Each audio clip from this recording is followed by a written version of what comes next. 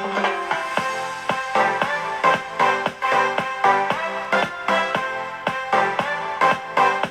guys, it's Bree and welcome to my channel, Just Breezy. If you're new here, I would love for you to consider subscribing. Just be sure you hit that bell for notifications because I don't want you to miss a thing. We upload weekly content to share resources, help spread awareness, and tell some of life's stories because like we say, life isn't always just breezy, but together it can be a little easier. So guys, it's March. And a little history for you. Back in 1987, President Ronald Reagan declared March to be Developmental Disabilities Awareness Month. Now guys, as you know, part of the goal of my channel is to spread awareness, and developmental disabilities really hits home for me, and it's something that's very close to my heart because that's what I do for a living. I work with people who have developmental disabilities. Now, last year I was an assistant director for a rehabilitation center providing supports for adults with developmental disabilities. And whenever I get an opportunity, whether it's conducting a training or just having a conversation with someone, there is a story that I love to tell. And as part of my part in spreading awareness, I'm going to share that story with you today. And I'm going to ask you, if you've never shared one of my videos before, I'm going to ask at the videos that I put out in March and April, because April is Autism Awareness, I'd appreciate you sharing because this is something that is so near and dear to my heart, and I want to be part of spreading awareness and changing people's perception to things that perhaps they weren't thinking about or were thinking differently about. So last year, like I said, I was an administrator in a rehabilitation center, and oftentimes we would get people coming in to do trials in our program to see if we were a good match for them and if they were a good match for us, and if we could support them in their life in where they were at and the things that they needed. One day we had a family come in with their son, I'm going to call him Joe, and mom had explained that Joe had been through many different trials and many different rehabilitation centers, and nothing really seemed to be a good match for him. And so she came to us, and we agreed to have an assessment and a trial. And I remember being there on day one of Joe's trial, and he was doing so amazingly well with us. And I decided I wanted to give mom a call just to say, the day is going well. He seems to be enjoying himself. He seems like this would be a good match for him. And I realized because Joe was able to express and voice some of his opinions, his wants and needs, I realized in that moment I was making assumptions based on what I was seeing. I assumed he was having a good time. I assumed he was a good match, but he didn't actually say that to me. So I decided to take my lunch and go find Joe in the kitchen and sit next to him. And I said, Joe, I want to give mom a call, and I want to tell her that today seems like a really good day for you. And I want to tell her that it seems like this is a good match. So can you tell me what is your favorite part of the day?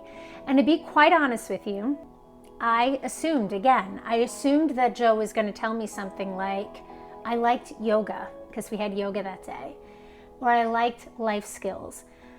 In my mind, I was thinking of something very concrete, something I had observed, activities that I had seen him participate in.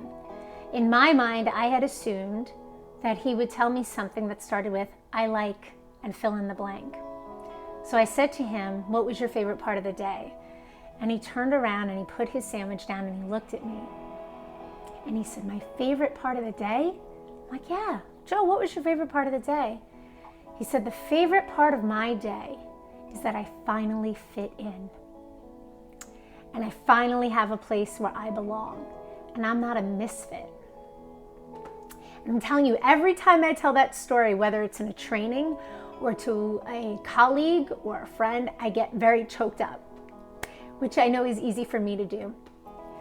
But it was such a beautiful moment because it showed that even though I am so sensitive and so respectful towards people who have developmental disabilities, that have differing abilities than perhaps what I do, I still caught myself making an assumption.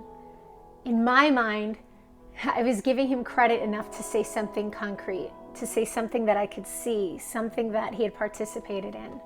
I didn't think, and now granted, because I didn't know him that well, but I didn't take into account that maybe the favorite part of his day was how he felt. And we had a conversation, and I asked him, what does it mean to be a misfit? And he explained to me that being misfit means you don't fit, you don't match, you don't have a place. And it's one of those things that truly will stay with me my entire life, my entire professional career, personal life, because as much as I think, oh, you know, I've been in this field for now 21 years, I know a lot of the things to know. There's always something to know. There's always something to learn. There's always a conversation to have with someone. There's always an opportunity not to allow your expectations of someone limit what they can actually do. So guys, that story I share and I tell because regardless of somebody's ability, really what it comes down to is what we all want. You know, we all want to feel accepted. We all want to have a place to belong. We all want to not feel like a misfit, no matter how old we are or where we are in life. And that goes the same for people with developmental disabilities. Just because they may look different, think differently, act differently, speak differently, or not speak, that doesn't mean that they don't want that feeling of belonging. And if you're ever in an opportunity, ever in a situation, and have the opportunity to extend yourself, to make someone feel included or part of, I encourage you to do that, because you don't have any idea how powerful that one act could be in making someone feel like they're not alone and that they belong. So guys, again, my favor, the thing that I am asking for the month of March is anything that I post that brings awareness to people with developmental disabilities. I'm asking that you share it. Comment below, like it, do all that stuff, but share it so that the conversation keeps going beyond just you looking at a video. All right, guys, as always, thank you so much for your support, and we will chat again soon.